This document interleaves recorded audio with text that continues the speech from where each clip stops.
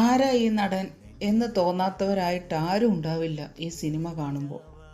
അത്രയും മനോഹരമായിട്ടാണ് ആ കഥാപാത്രത്തെ CI ജോർജ് മാത്തിനെ ഈ നടൻ അവതരിപ്പിച്ചിരിക്കുന്നത്.